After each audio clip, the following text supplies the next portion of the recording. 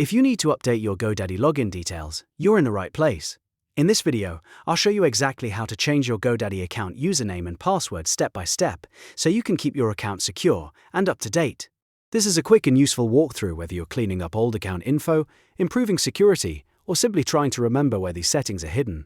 If this tutorial helps you, please hit the like button and subscribe for more easy software and account management guides. Alright, let's jump in. First, we're going to change your GoDaddy username. To do that, open your browser and go directly to the GoDaddy Security Page. If you're not already signed in, GoDaddy may ask you to log in first, so go ahead and enter your current account credentials. Once you're in, look for the Account Information section on the Security Page.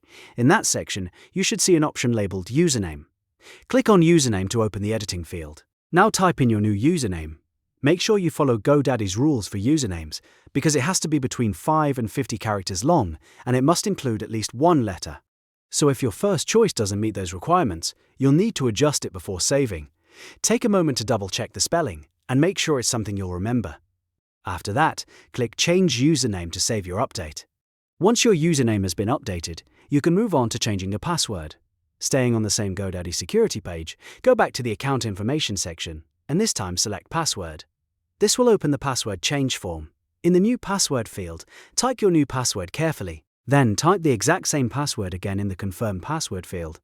This step is important because GoDaddy uses it to make sure you didn't make a typing mistake. Before you click Save, take one more moment to confirm everything is entered correctly. If your password is strong and matches in both fields, click Change Password. GoDaddy will then update your login credentials. After that, your account will be protected with your new password, and if you change the username as well, both details will now be refreshed. That's it. You've now learned how to change your GoDaddy account username and password in just a few simple steps. If this video helped you out, make sure to give it a thumbs up and subscribe for more clear, step-by-step tutorials just like this one.